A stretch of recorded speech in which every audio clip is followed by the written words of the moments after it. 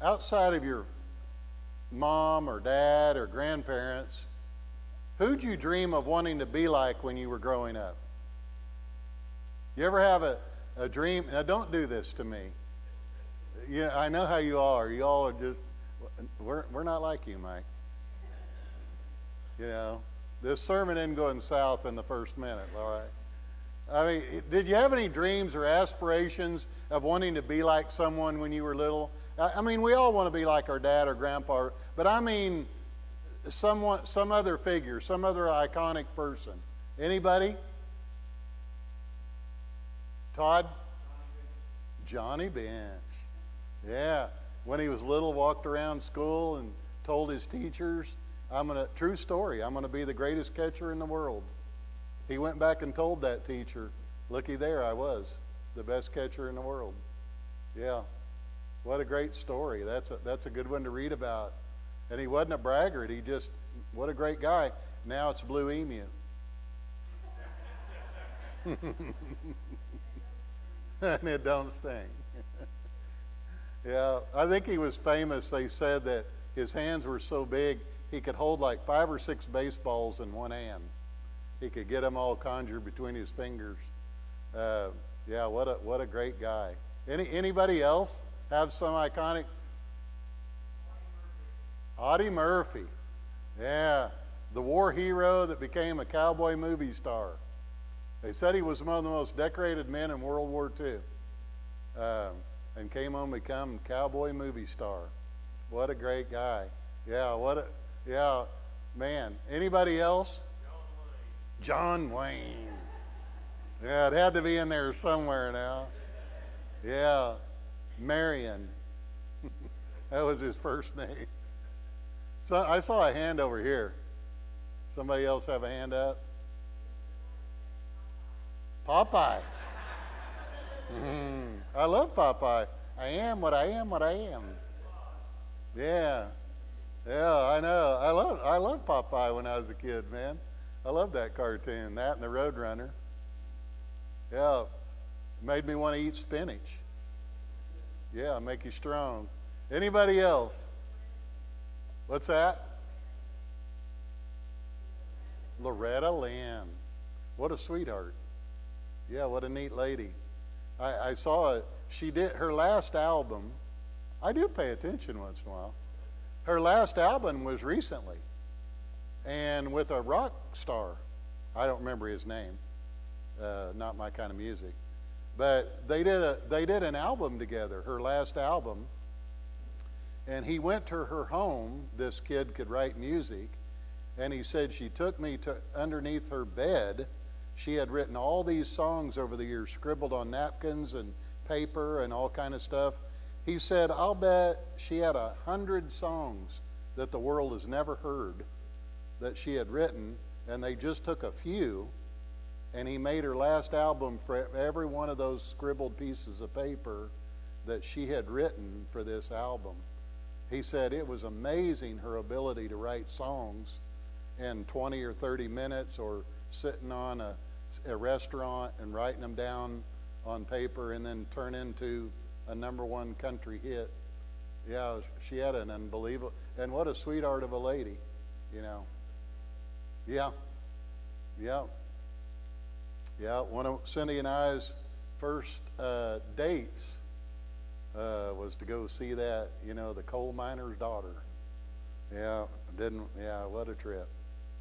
Well, for me, I loved uncles and grandparents and all that kind of stuff, but there were certain iconic people.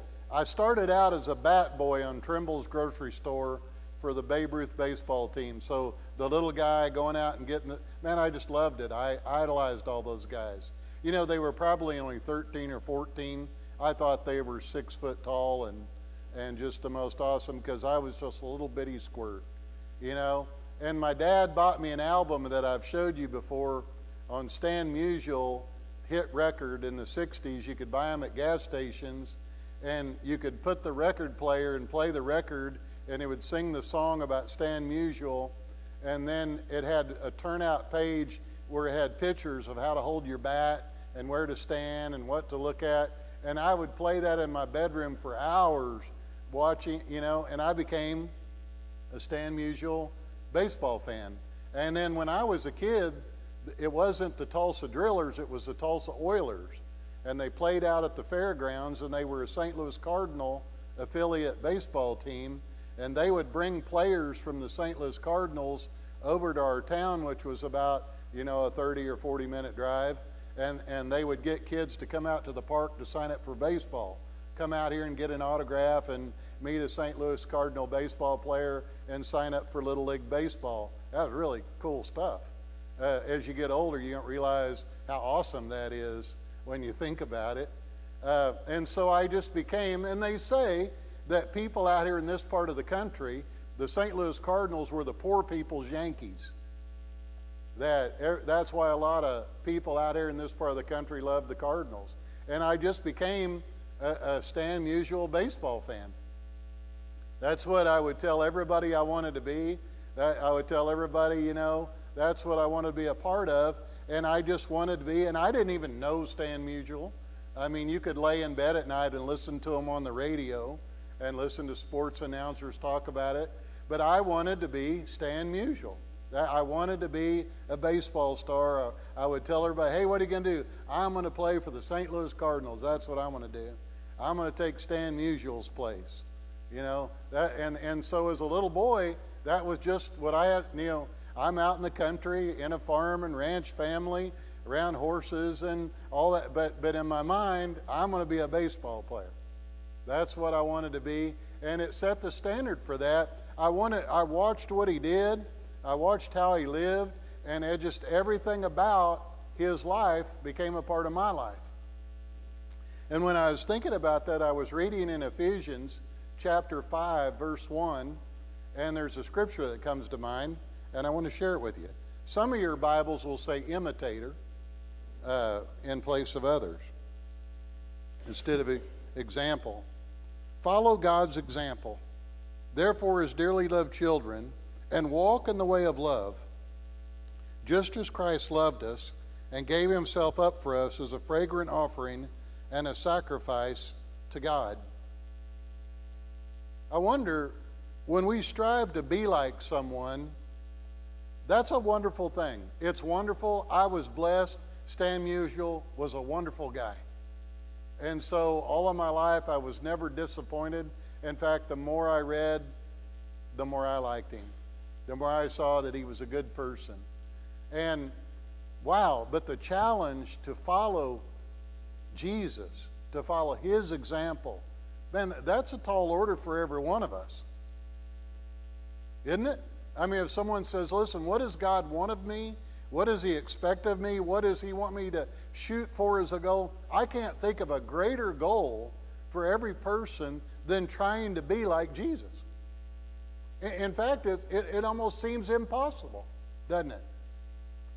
Like if that's what you expect of me, well, I might as well quit now, because that just isn't going to happen.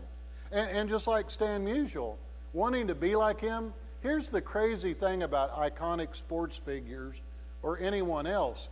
On our best day that we have ever played, I came to the realization I will never be that good. And that's when you learn how good they are. You're thinking, wow. I mean, in my greatest moment, I will never, ever be that good. That guy was something. Ty Cobb was the most hated man in baseball history, but yet a great player. At his funeral, there was just less than a handful of Major League Baseball players that went to his funeral. Stan Musial had thousands of people at his funeral. The difference in the character of a person, both of them were great players.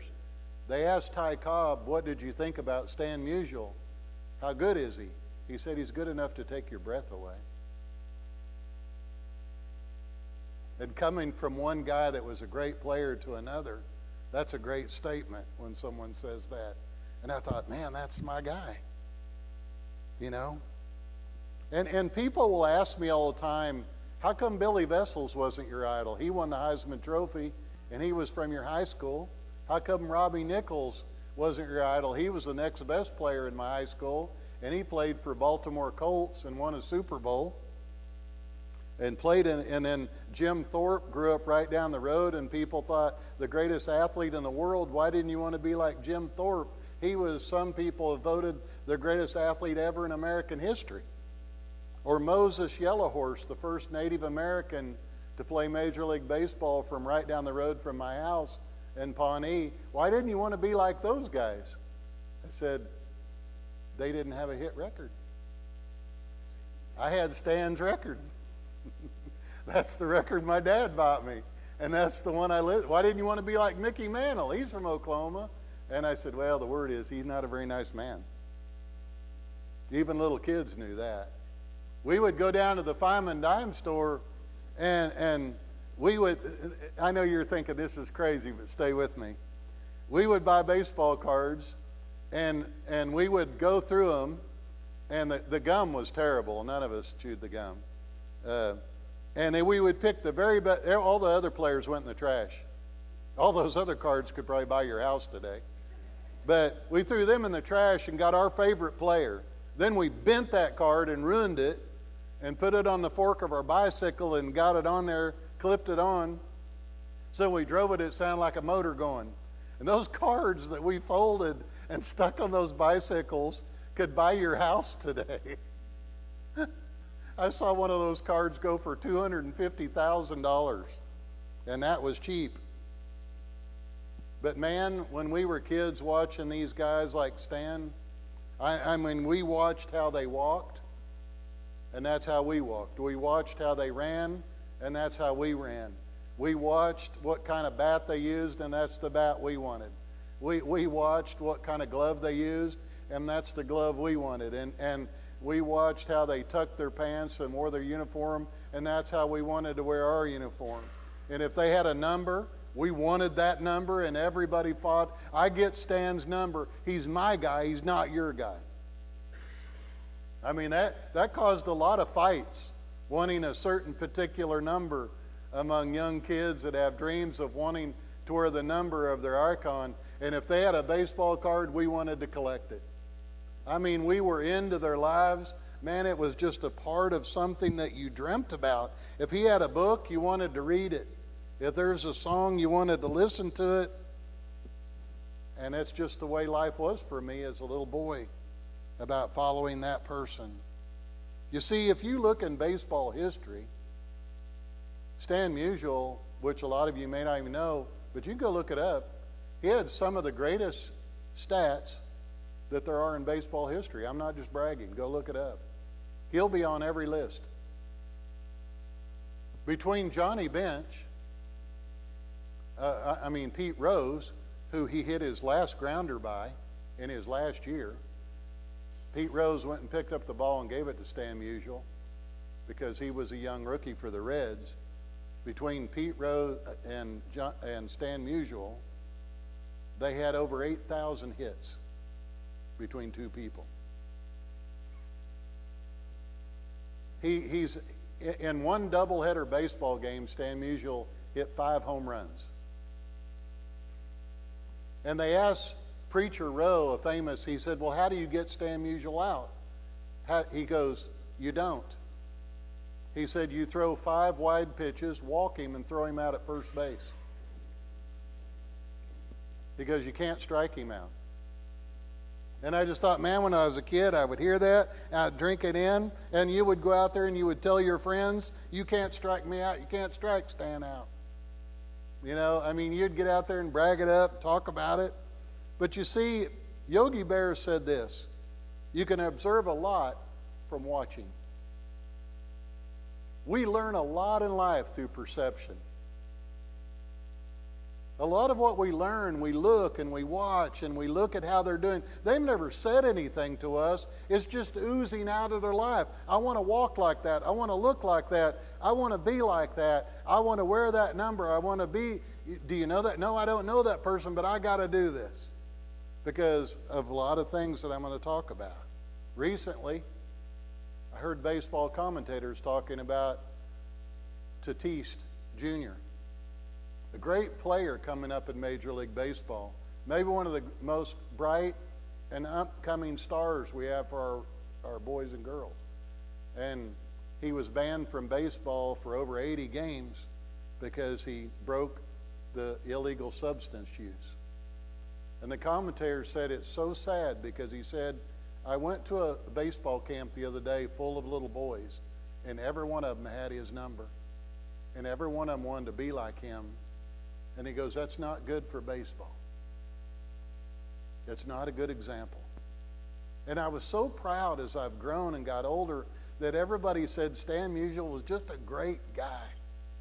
He was a great guy to be like, and everybody liked him. I thought, I like to hear that. And when you hear that, and you hear people say those things, you're saying, I want people to say that about me someday.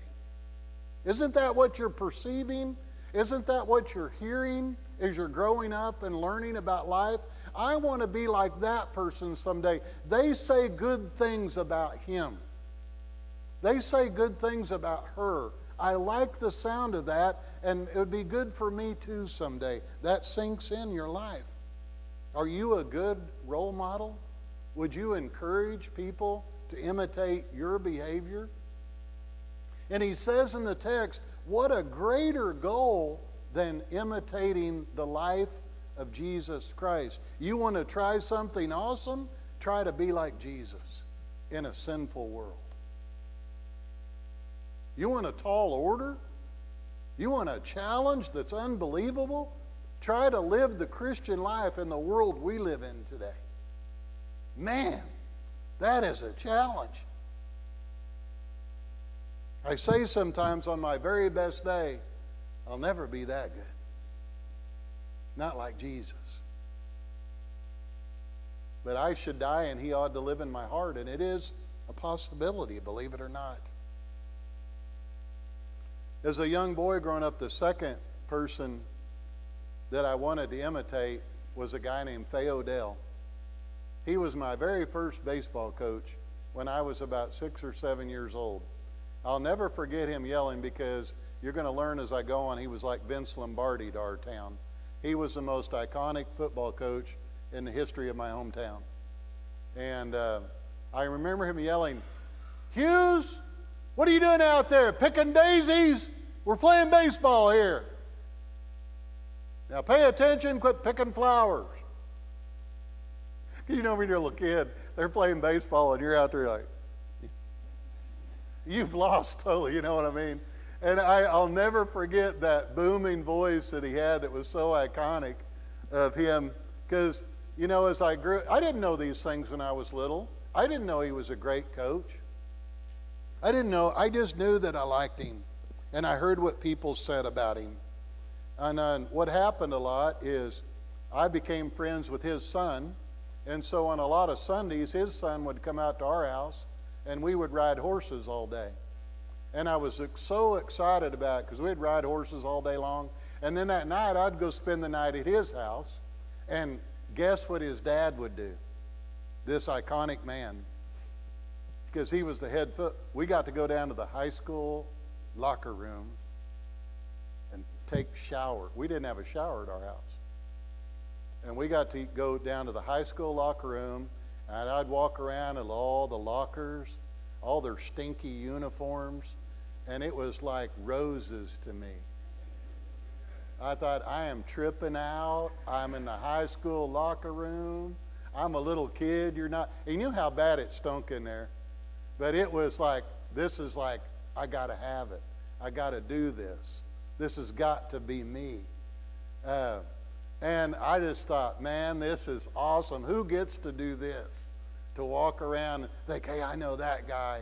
I know that guy's locker right there, you know. And of course the coach would play it up. It's like, oh yeah, if you ever turn out like this guy, you'll really be something. But I didn't realize as I got older the things that Fay Odell did that made me want to be like him. It wasn't that he was like the Vince Lombardi of our town. He was. And still talk about him as a legend. But there was a paraplegic in our town, and he would go to their house, and he would do physical therapy on their son every week, free of charge. because he had learned in the Marine Corps how to do that. He was a Marine Corps drill sergeant and a Marine Corps boxing instructor, and he brought boxing to our town. Anytime two people got in trouble in our high school, you had to put gloves on and go to the boxing arena and settle it, and after boxing, you had to shake hands and it better end in the boxing match. He was allowed to do that in the high school at our town. It's legendary. He was the head of Fellowship of Christian Athletes for the state of Oklahoma for years. He's in the Oklahoma High School Hall of Fame of football coaches. The stadium in Cushing, Oklahoma is named after him. He spoke professional sports teams, especially the Green Bay Packers, would call him, and he spoke annually at all of their banquets, motivating professional football players, which I thought was amazing. And at the end of his career, he would travel with Zig Ziglar and Oliver North on the Power of Positive Speaking tour across America. He would come to our high school and speak at all of our award assemblies along with others, and I was so excited to learn that this guy that I wanted to be like was a good guy. And people liked him, and he was a Christian. And I noticed that about his life, that he had a great, great love for the Lord. I think that one of the things that I remember him saying and talking about it is, you have to see the dream. You have to build the dream if you're a young athlete or a person growing up, and you have to be the dream. Perception, Yogi Berra was right. You can observe a lot of things by watching, by looking at other people and watching how they live and wanting those things incorporated into your life. If they're good things, they're awesome. And if you're wanting to be like that, you can learn a lot. But you've got to have a dream. And by looking how someone else, how did they get to where they are, that can be a part of my life too. And I think that that's something that we need to remember, because when we look at Jesus' life, and I study Jesus' life in the Bible and think, how can I become like that man? What is it in me that needs to die in order that I can be more like Jesus in my life? Sure, these other guys are wonderful people, but all of them would say, hey, don't be like me, be like Jesus. I remember I hadn't seen Fane Odell in a number of years because he was so busy coaching and so busy traveling, and he spoke at our high school, and he walked up to me and I said, hey, Mr. Odell. He goes, hey, Mike. He goes, how's your finger? I heard you got your finger cut off. Well, I thought, he's concerned about my finger? I didn't even know if he'd even remember me. Yeah. Isn't that cool? You walk home thinking, wow, what a moment. The other person that had a huge impact on my life was a man named Ronnie Epps. He was the minister of my hometown. He's the person that baptized me. He's the man who first took me to church camp, scared me to death. And it didn't hurt that he had played in the farm league for the St. Louis Cardinals. He was a baseball player. When he watches a Cardinal game, he never does say at home, if you go visiting, we're going to go home tonight and watch the Royals of the Cardinals. He lives in Olathe. He doesn't say that. He goes, how's our team doing? Which my team is it's my team, you know. And I always thought that was cool about him. And I never seen an older man turn such a wicked double play in all of my childhood. If you were a young kid and he was a second baseman, he would scoop up the ball, and if you were running to second base, he was taught all of his life and still did it as an adult, I'm going to throw that ball right through your forehead. And you're going to slide, or this ball is going to hit you right in the head because it's going to first base. I thought, everybody knew it. You better slide because that ball's going right through your forehead. I mean, a guy could turn a wicked second play, even as an older man. I thought, wow, what an iconic guy. But, you know, I learned that he was well spoken of by people, just like Stan was, just like Faye was. People said, I was a young kid growing up in a small country town, but you listen. You hear what people say.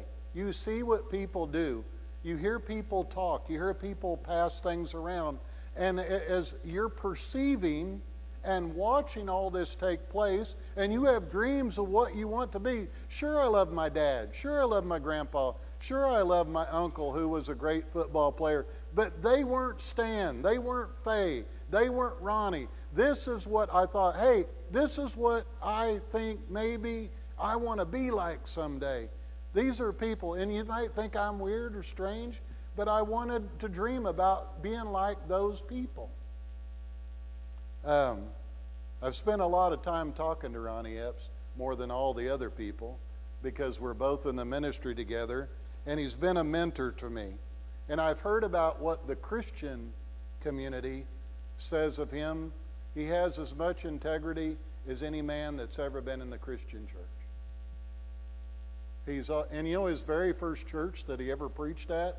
Moline, Kansas. That's what he told me. He said, that was my first ministry. He said, I did a terrible job there. But he had a great example. Growing up, I heard great things and saw great things. And I wanted to think, you know what?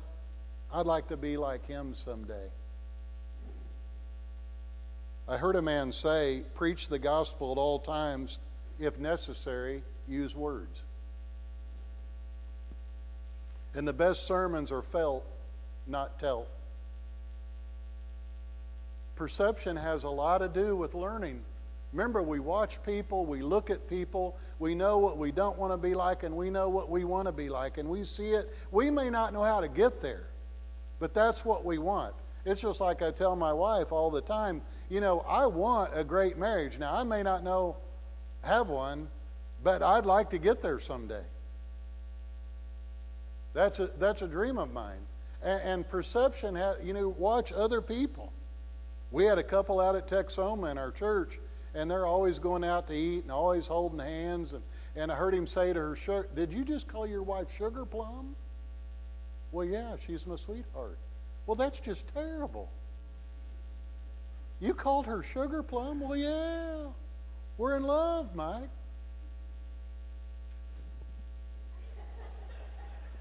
Well, I am too, but not Sugar Plum?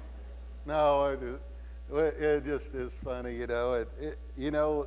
It's neat to have a dream, to have a wonderful marriage. And as I look back and I thought to myself of perceiving what I wanted to be in life someday, I sat down with a counselor who made a list on here's what on the career test what you should do in life, because you're searching for what you want to be. And I said correct, and I was in college, and we're gonna take this exam, and it will tell you the career path that you ought to take in life. And here's what it said as a result: you should be a baseball player, a coach, or a preacher.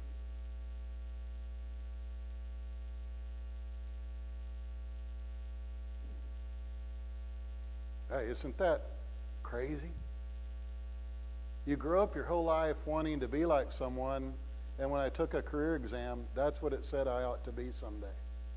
All three of those men. And I didn't want to hear that because I wasn't living the Christian life. There were people that wanted me to change my life, but I didn't like seeing that preacher part on there. And look where I stand right now. Isn't that crazy?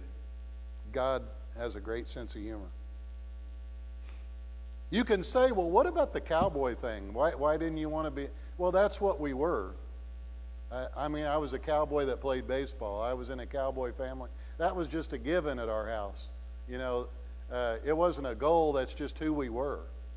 So that's why that's not on there. But why did I want to imitate these men? Listen to me, and if you're younger in here, really listen. They were well spoken of by other people. They were liked by other people. They were followed by other people. And I heard a guy say, I was telling Dee Barnett this, that if you call yourself a leader and no one's following you, you're just going for a long walk. People followed these men.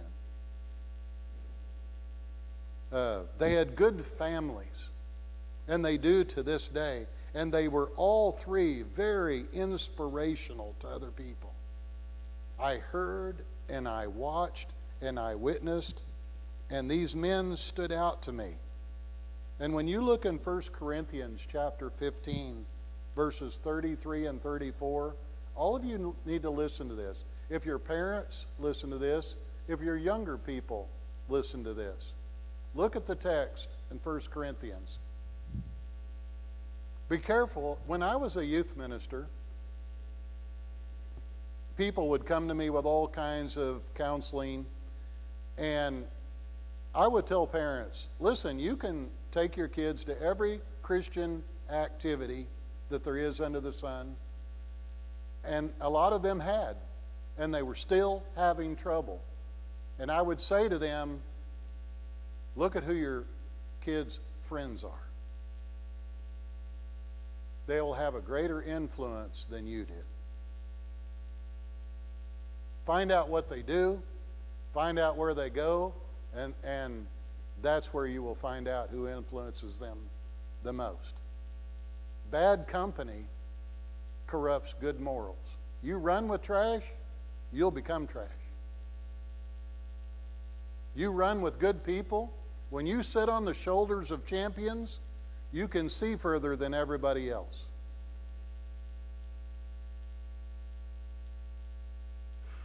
I'm just telling you. I have grown up with friends that were not good for me. And I had to escape those friends. And I have had Christian friends and other friends that were good for me, and they've made a great impact on my life in a positive way, not a negative way. I heard a guy say down at the sheriff's department when people get arrested on drug deals, he said, isn't it interesting? They say, I've got all these friends that do drugs and all this crime and thieving. He said, not one time does their doper friends or their thieving friends come ever bail them out of jail. I thought they were your friends. No, they're not.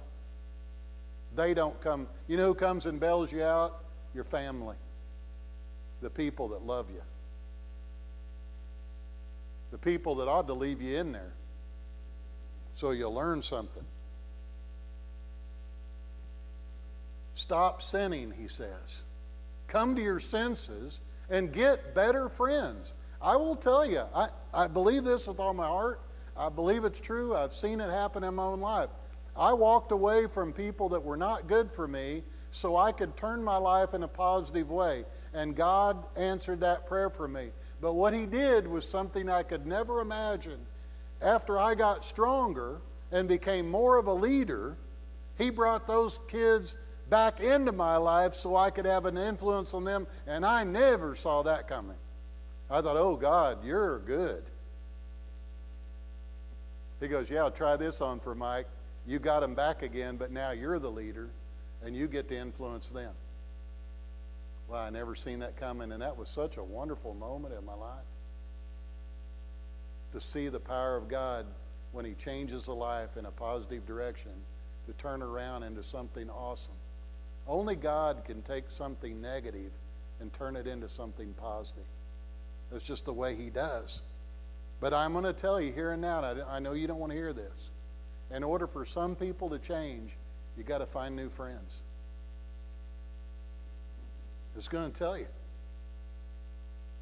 I've got friends that I loved growing up, and I'm going to tell you what, if I didn't get away from them, my life was going in a negative direction.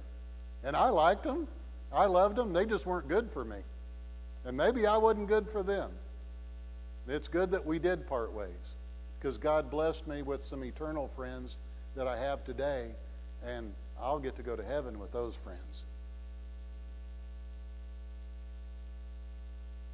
But you've got to make sacrifices if you're going to perceive and watch how God wants you to do this. To be a good role model, you've got to make sacrifices. And I mean that. 1 John chapter 5, verse 3.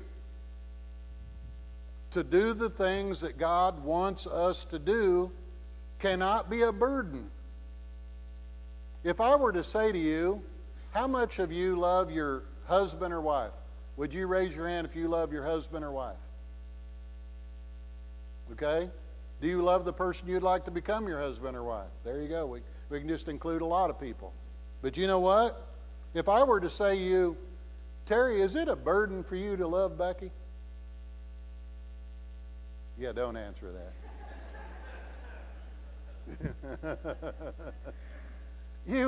No, if you love someone, you love doing things for them. And what he means, if you love God, you should enjoy being the person that God wants you to be. If God asks you to do something, it shouldn't be a burden. In fact, the Greek translation of that word, burden, is irksome. It shouldn't be irksome for you to do what God wants you to do. That's what he means there. And if you're going to be a role model for young people or for other adults, listen, there are sacrifices you got to make. There's a lot of things that you can do in this world, and I'm not going to say that they're totally, terribly wrong, but they maybe just shouldn't happen. There's a lot of things I can go do, I just don't do, because I know the result of doing it is probably not going to be very good. We have a license to be able to do some things every day, but you know what? Not so. You know, before church started, I had a young lady sitting up here, and in my lifetime as a minister, I've met a lot of young boys and girls. And I hope and I pray that I can be as good a role model for them as Stan and Faye and Ronnie have been for me. Because as I grew, guess what? I wanted to be like those guys. And they were all good guys. What's wrong with wanting to be a good guy? Is there something wrong with that? I don't think so. But we're living in a world that is teaching different teachings. When that young lady sees me somewhere, she needs to see that the minister that she sat by is everything that he said he was, and that I can believe in him and follow his example in her life. And if I don't lead her in the proper direction, God's going to hold me responsible for that. I accept that responsibility. Yeah, are there things I could go do? Yes. Since we're talking about baseball, let's expose ourselves. I was never a snuff dipper. My brother buys it by the case, swallows it. He can sit here through church, never spit. Yeah. I've sat here in this church and seen guys with a dip in take communion. Now, I went up to one of them one time and said, "That's just horrible." What? Well, spit that out before you take the Lord's Supper at least. I mean, that is just not right. But I mean, there's some people that can handle tobacco in a way that it's amazing. I remember on one of those little league baseball teams I was talking about, one of our friends he stole a can of Copenhagen from his dad. And we were on like 3rd and 4th grade baseball team, hot summer day, and it went through the dugout. Hey, you ought to try some of this. My dad says it's great. So man, we were all putting Copenhagen in. You know, we'd seen what old men did. We had never had any. And you don't start with Copenhagen, women, if you're listening. Something weaker would be better.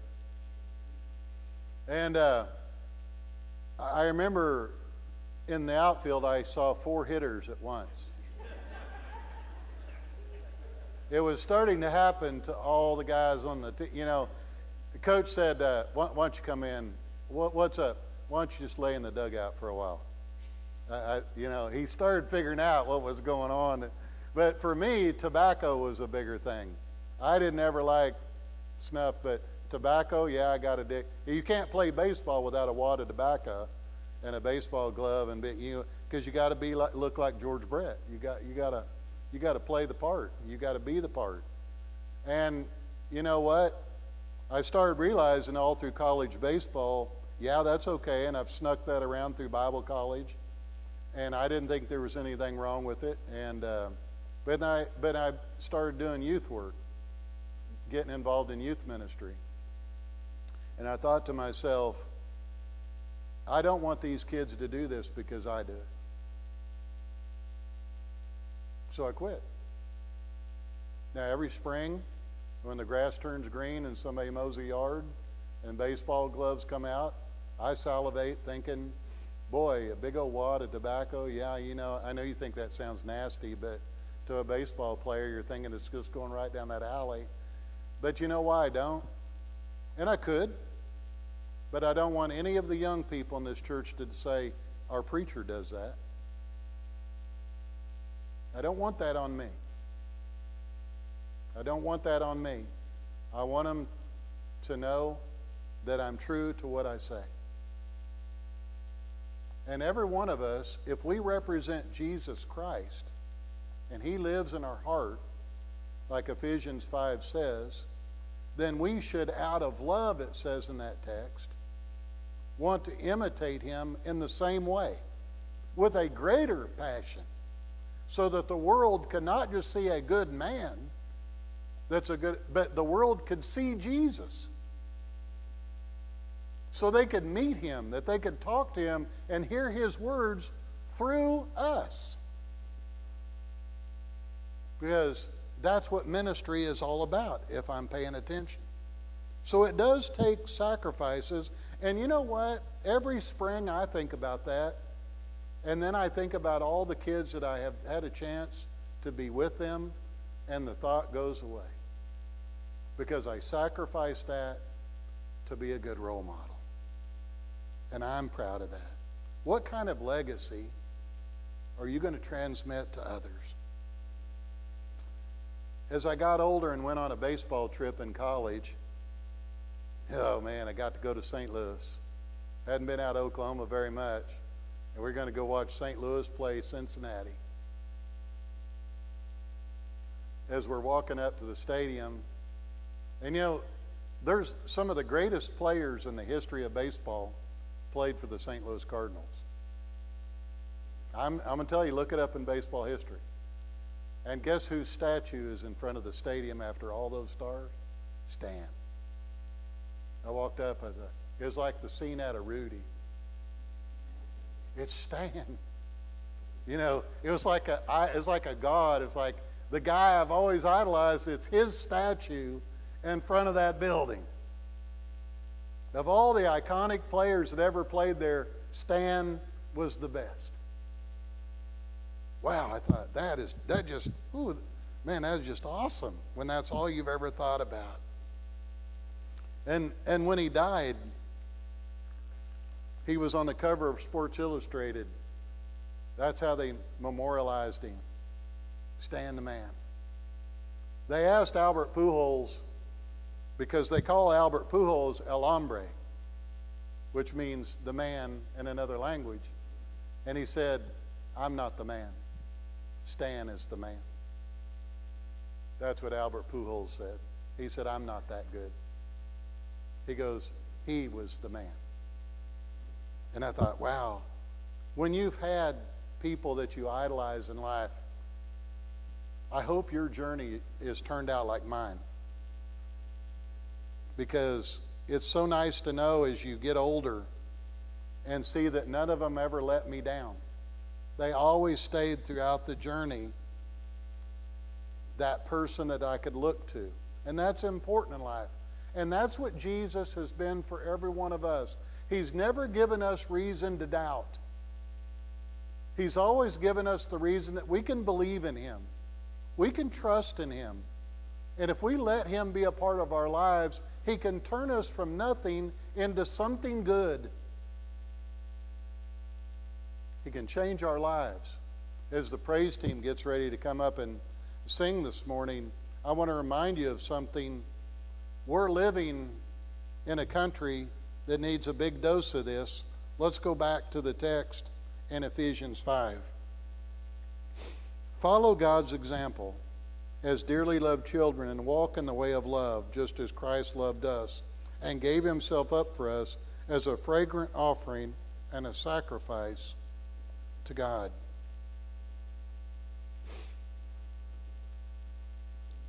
We live right now in a world that needs a big dose of love. Love changes things. You can beat people with a stick, that just makes them mean. You can be a horse or a dog. You can change them beating them with a stick, but it just turns them into something mean and something that you don't want. But love, that changes people. It has a way and effect on this world. It's unbelievable. And it says in that text, we need a lot. There's too much hatred in our world right now. There's too much animosity. People are too quick to want to fight. People are too quick to want to bicker. Listen, hey, we're all Americans. We're all part of a family here. We all should be loving on one another and leaning on one another and respecting one another's lives. I remember watching a deal with Cindy the night on Stan Musial, and someone went up to him and said, man, it was like Roy Rogers. He said, man, I've loved you all my life, Mr. Musial. He said, well, anybody that walks up and says that deserves an autograph. Here.